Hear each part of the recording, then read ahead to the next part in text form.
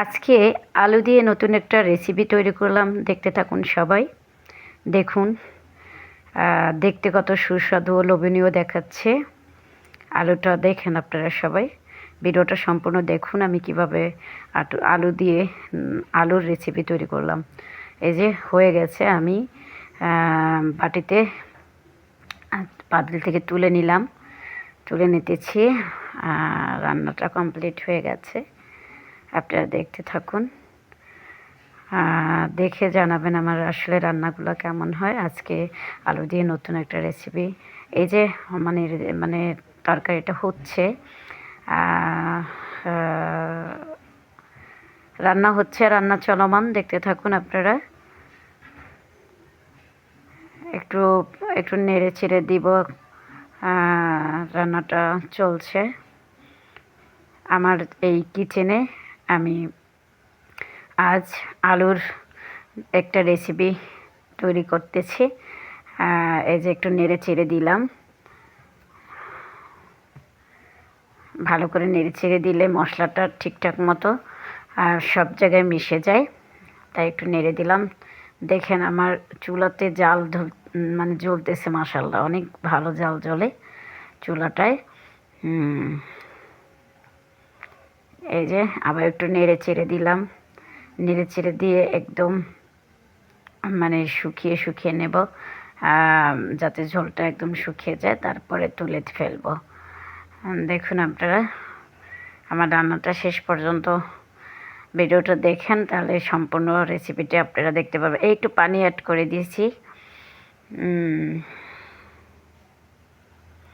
এই পানিটা দিয়েছি, এখন এই পানিটা আস্তে আস্তে করে শুকিয়ে নেব।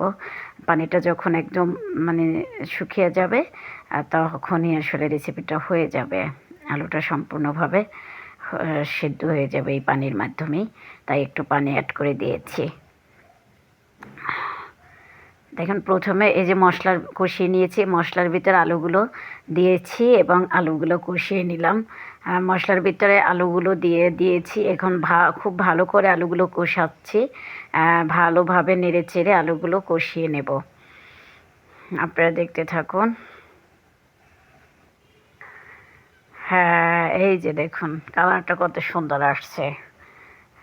আসলে আমাদের সব কিছুই পরিমাণ মতো দিতে হবে। মশলা আর যত উপকরণগুলো আছে সবগুলো পরিমাণ মতো দিয়ে দেব। তারপরে সবগুলো দিয়ে মশলাটা ভালোভাবে কষিয়ে নিয়েছি। এরপরে আলুটা দিলাম, আলুটা দিয়ে আবার ভালোভাবে কষিয়ে নিচ্ছি। দেখুন আপনারা, এই যে জাল, এই যে মশলা দিচ্ছি দেখছেন, একটা একটা করে মশলার সমস্ত উপকরণগুলো দিয়ে দিচ্ছি। যখন সবগুলো মশলা, এই দেখেন মশলাদানিটা, এটার প্রত্যেকটার ভিতরে এক এক ধরনের মশলা রয়েছে। যখন সম্পূর্ণ সব মশলাগুলো দেওয়া হয়ে যাবে, তখন একটু নেড়ে চেড়ে নেব।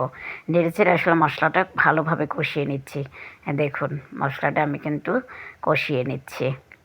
আপনারা আমার এই পদ্ধতিতে যদি আলুর রেসিপি করেন, আলু রান্না করেন, খেতে অনেক সুস্বাদু হবে ইনশাল্লাহ।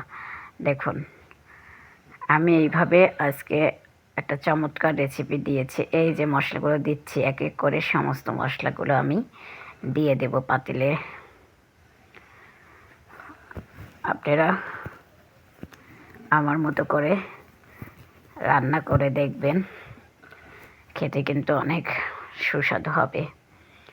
এক এক করে সমস্ত মশলা আমি দিয়ে দিচ্ছি। দেখুন আপনাদের জন্য এই ভিডিওটা করেছি। আপনারা যদি এই ভিডিও অনুযায়ী রান্নাটা করেন, তাহলে আশা করি মানে রান্নার স্বাদ মানে বাড়বে, রান্নাটা অনেক মজার হবে। দেখুন সমস্ত মশলাগুলো আমি নেড়ে ছেড়ে দিলাম।